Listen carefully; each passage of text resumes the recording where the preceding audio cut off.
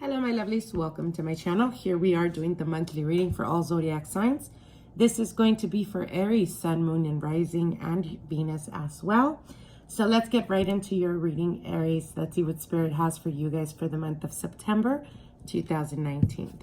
Now the cards have been pre-shuffled for time purposes, so let's jump right into your reading, Aries. All right, so your first card here is the Knight of Swords. All right, so for the month of September, I feel that for some of you guys, there's going to be very quick communication. This is your current influence. So you may be feeling a bit hasty. For some of you guys, making very quick and irrational decisions. So I would highly encourage you guys to try the best you can not to make decisions on spur of the moment, only because the Knight of Swords as a current situation could signify being a bit temperamental for the month of September. Again, like I said, very hasty, very quick type of energy. Now, this can also represent an air sign that you may be dealing with. An air sign would be an Aquarius, Libra, or Gemini. And there may be some type of inconsistency when dealing with the Knight of Swords or when dealing with this type of personality. It's almost like it's very difficult for you to understand them, or you may feel a bit agitated because you feel like they're extremely guarded, or again, you know, if this is a person that you're courting or a person that you're dealing with in a romantic sense, it could represent that that person is, again, like I said, a bit of a challenge for you. They could come off as being a bit cold or very difficult for you to interpret or understand if they are genuinely interested in you, only because it is very quick energy. And again, like I said, comes and it goes. So if you've been dealing with this type of energy for quite a while now, you may find yourself in September feeling a bit like kind of, I wouldn't say annoyed, but your patience is wearing thin is what they're saying. Okay, sorry, I'm not sure if you guys can see it like that. Okay, so the obstacle here is yourself, Aries. You do have the Emperor card, and the Emperor card coming up as a challenge usually indicates that there is a need for you to be more grounded. There is something connected to this air energy that is very unstable for you, or perhaps you're not liking the fact that, again, like I said, it's almost like if you are dealing romantically with this type of energy, it could signify that they're hot and they're cold, and there may be some challenging, again, like I said, challenge in regards to your temper, Aries. So again, you know, Aries, you guys are very bold. You guys are very strong when it comes to what you want and your desires. But as a challenge, what they're telling you is you need to tame it, or you need to control that type of energy, whether it's energy of frustration, or whether it's the almost the challenge of, you know, not being able to, or feeling unable to attain either this person or the people around you for the month of September. So again, try the best you can not to make irrational decisions for the month of September. Don't run off of emotions, as some of you guys may be tempted to, again, like I said, make a very quick and hasty decision that may impact or may come off as a bit too strong for this person that you're dealing with. So again, just be patient with that, okay?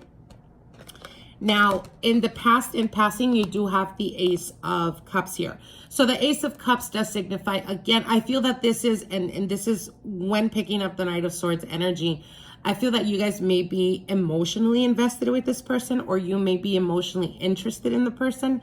It could be a person that you're pursuing. It could be your partner at the moment, that they are being a little bit temperamental or very difficult for you to, you know, kind of get what they're going through. Because it's very like, it's inconsistent communication is what I'm hearing. So again, I do feel that some of you guys may be emotionally connected with this type of energy. Nonetheless, I do want to mention again, like I said, if this is a person that you are genuinely interested in, be patient. Don't, try the best you can not to get irritated by the fact that perhaps they're wanting to take things very, very, almost like, for those of you guys, now this could be few of you guys, this connection could have started as like a sexual connection, and you've been pursuing it as trying to, I guess, change from a sexual connection to like an emotional, like a relationship, quote unquote. So what they're saying is, don't get irritated by the fact that they ran into a sexual connection with you, but yet they're having trouble trying to see you other than just like a fuck buddy.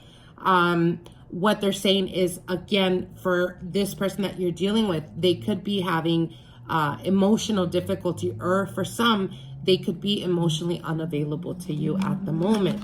So it could be something, it could be that they are currently going through a mourning or a loss of a relationship, or they are guarded because they've been hurt in the past. So again, if this is a person that you're actively pursuing, Aries, and you are genuinely interested in them, definitely be patient, as I do see promise and opportunities with this Ace of Cups here. But again, like I said, just be patient, because they are currently going through or still going out of that healing phase from a previous connection or a previous relationship. Now, what's on your mind is the Nine of Swords, and the Nine of Swords does speak about a lot of anxiousness, a lot of worry. For some of you guys, restlessness or even depression. Now, for those of you guys that have been in a long-term committed relationship, perhaps it came to an end. Perhaps there was a recent ending, and it's almost like they're giving you or leading you on that they may come back, or they may want to reconnect or rekindle the relationship, but yet they're still unstable. So this could be the worry that's coming up for you. This could be something that is frustrating you, or it's depressing you at the moment, because you're not sure where you stand at the present time with this person. Now, we do have here the Wheel of Fortune. So I do feel, for some of you guys, if this is a recent connection or a person that you're actively pursuing or have recently been dating, and again, the scenario of that it was a connection that perhaps started very quickly and came to a halt, and you're feeling like there's no progress there. What Spirit is telling you is that timing is of the essence at the moment, but this can also be a connection. They are speaking about destiny here, and we do have the Emperor with the Ace of Cups. So again, for some of you guys, here's a different scenario. For some of you guys, if this person that you're interested in has been in the picture, or you've known this person for a very long time, but it almost seems like timing is always off. Like perhaps when they're single, you're in a relationship. When you're single, they're in a relationship, vice versa.